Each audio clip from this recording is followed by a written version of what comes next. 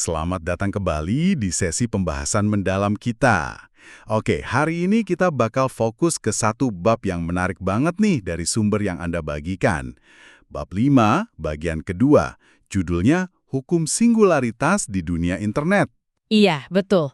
Ini konsep yang cukup menantang ya kalau dipikir-pikir. Menantang banget. Intinya kan sumber ini bilang kalau di online itu nanti ujung-ujungnya tiap kategori itu bakal cuma dikuasai sama ya satu merek aja, satu pemain tunggal. Mhm. Beda sekali ya sama yang biasa kita lihat di dunia fisik. Iya kan? Kalau di dunia nyata kita sering lihat ada hukum dualitas. Selalu ada dua nama besar yang head to head. Misalnya ya Coke sama Pepsi, atau di retail ada Indomaret sama Alfamart gitu kan? Betul. Nah, sumber Anda bilang itu karena toko atau peritel fisik itu butuh merek kedua. Jadi semacam alat tawar gitu. Tapi kok pertanyaannya, kok di internet bisa beda banget? Nah, ini penjelasan dari sumbernya menarik nih. Disebutnya kapitalisme tanpa gesekan atau friction-free capitalism. Tanpa gesekan. Gimana tuh maksudnya? Jadi gini, di internet itu kan nggak ada perantara fisik macam toko gitu ya. Mm-mm. Anda sebagai pelanggan, itu langsung aja berhubungan sama mereknya. Oke, langsung ya. Iya. Nah, karena nggak ada pedagang perantara yang butuh alternatif buat nawar, ya kebutuhan akan merek nomor 2 itu jadi hilang atau berkurang drastis lah gitu. Makanya muncul hukum singularitas ini. Wah, logikanya jadi kebalik gitu ya dari bisnis fisik. Kalau gitu, ini beneran kejadian nggak sih? Maksud saya, ada bukti konkretnya gitu kalau cuma ada satu raja di tiap kategori online. Oh, jelas ada. Dan contohnya kuat-kuat banget, seperti yang dijelasin di sumber Anda juga.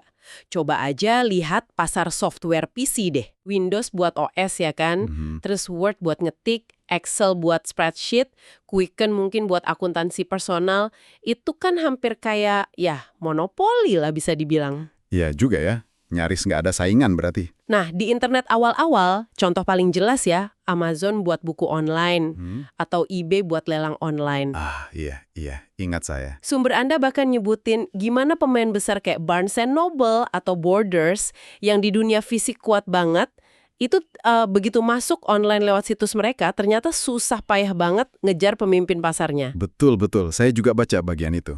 Bahkan ada studi dari Credit Suisse First Boston yang dikutip ya, yang nunjukin pola matematis gitu. Situs yang lebih gede, narik lebih banyak orang, terus jadi lebih banyak fiturnya, narik lebih banyak orang lagi. Jadi kayak lingkaran gitu ya. Tepat. Lingkaran setan positif buat si pemenang, tapi negatif buat yang lain. Efek pemenang ambil semuanya itu kelihatan jelas banget. Jadi, kesimpulannya? Ya, kesimpulannya keras, seperti yang tertulis di sana. Jadi nomor 2 di internet itu hampir nggak ada artinya. Nggak ada medali perak atau perunggu di sini. Wah, Pertarungannya cuma buat jadi nomor 1, titik. Yang lain ketinggalan jauh banget. gila juga ya kalau gitu. Ini kedengarannya kayak vonis mati buat pemain baru atau yang skalanya lebih kecil dong. Mungkin Anda yang dengerin mikir, waduh kalau gitu habis dong harapan saya. Nah, untungnya nggak gitu juga. Sumbernya nggak berhenti di situ kok. Ada strateginya. Oh iya? Gimana tuh? Ada.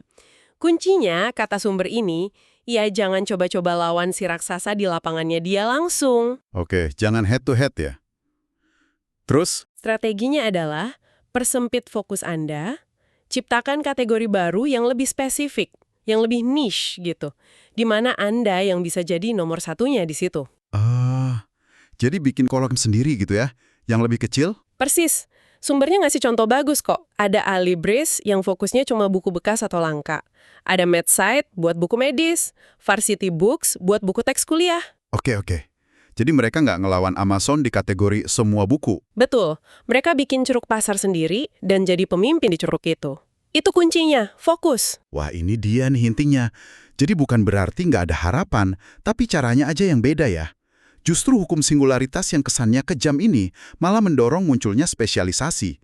Pemain baru atau kecil jadi harus lebih kreatif, cari celah. Keren juga ya paradoksnya. Iya, bisa dibilang gitu. Mendorong inovasi di area yang lebih sempit. Oke, jadi kalau kita simpulkan nih, apa takeaway utama buat Anda dari pembahasan hukum singularitas ini? Di dunia internet yang kompetitif ini, intinya jadi nomor 1 di kategori Anda itu penting banget. Penting banget. Dan kalau Anda nggak bisa jadi pemimpin di kategori yang udah ada, yang mungkin udah dikuasai pemain gede, ya jalan keluarnya adalah ukir kategori baru yang lebih sempit. Fokus di situ, kuasai itu. Iya, persis. Dan mungkin sebagai pemikiran penutup nih buat Anda renungkan lagi ya. Boleh, apa tuh? Dengan sifat internet yang pementang ambil semua ini, seberapa lama sih model dominasi tunggal kayak gini bisa bertahan di tiap kategori? Apakah dinamika internet itu sendiri, dengan segala perubahannya yang cepat, pada akhirnya akan selalu menciptakan celah? Celah buat penantang baru gitu maksudnya. Iya, celah sekecil apapun buat inovasi baru datang dan mungkin mengganggu si juara bertahan. Ini pertanyaan yang menarik sih buat dipikirin lebih lanjut. Setuju, setuju. Pertanyaan yang bagus untuk jadi bahan renungan. Oke, terima kasih banyak sudah menyimak eksplorasi kita kali ini ya. Sama-sama. Sampai jumpa di pembahasan kita berikutnya.